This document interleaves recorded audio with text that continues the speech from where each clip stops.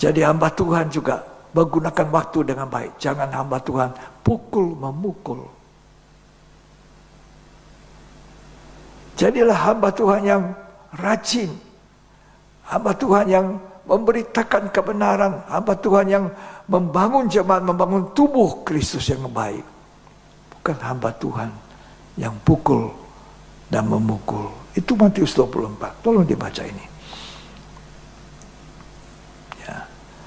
Matius 24 ayat 48 sampai 51. Akan tetapi apabila hamba itu jahat dan berkata di dalam hatinya, Ya. Tuanku tidak datang-datang. Lalu ia mulai memukul hamba-hamba lain. Ya. Dan makan minum bersama-sama pemabuk. Ya. Maka Tuhan hamba itu akan datang pada hari yang tidak disangkakannya. Ya. Dan pada saat yang tidak diketahuinya. Ya. Dan akan membunuh dia. Dan membuat dia senasib dengan orang-orang munafik. Ya.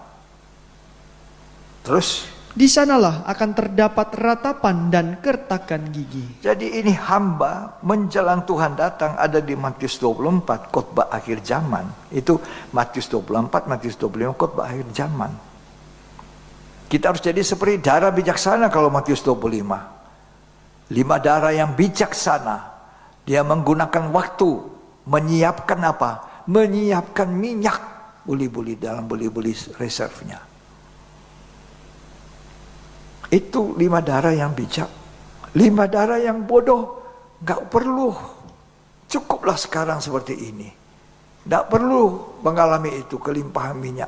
Apa yang paling penting di zaman hari, zaman Roh Kudus? Kita penuh dengan Roh Kudus, limpah. Kenapa hamba Tuhan memukul? Karena tidak lagi penuh Roh Kudus. Roh Kudus sudah padam. Walaupun masih bisa menyebutkan ayat per ayat demi firman, tapi ayat demi ayat itu dipakai untuk menghantam, bertengkar, memukul. Kenapa mereka pukul memukul?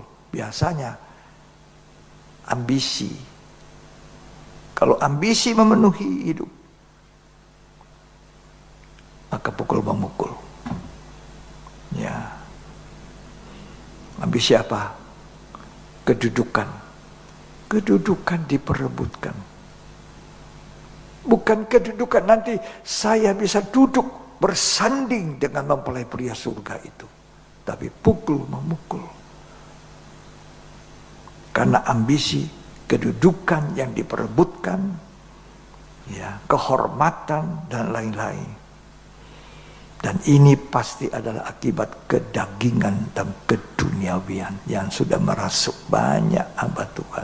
Semoga bertobat, sadar untuk mengenal Tuhan. Ambisi kedudukan, kehormatan, bahkan yang paling mengerikan. Orang kalau sudah gila hormat akan kedudukan, tampaknya ini rohani, tapi tidak rohani. Bisa pakai ayat, Bos. Ini bahaya.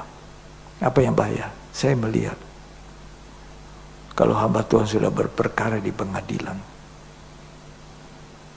sudah pakai advokat, pengacara, pembela, bukan orang Kristen, pendeta pakai itu, dibayar. Lalu pendeta itu membayar pakai uang apa? Pendeta kan bukan orang bisnis. Tidak mungkin uang hasil bisnis. Uang apa? Uang persembahan dari umat Tuhan. Itu dipakai untuk membayar pengadilan. Celaka. Kalau hamba Tuhan itu tidak mau mengenal Tuhan dan bertobat di waktu yang masih singkat,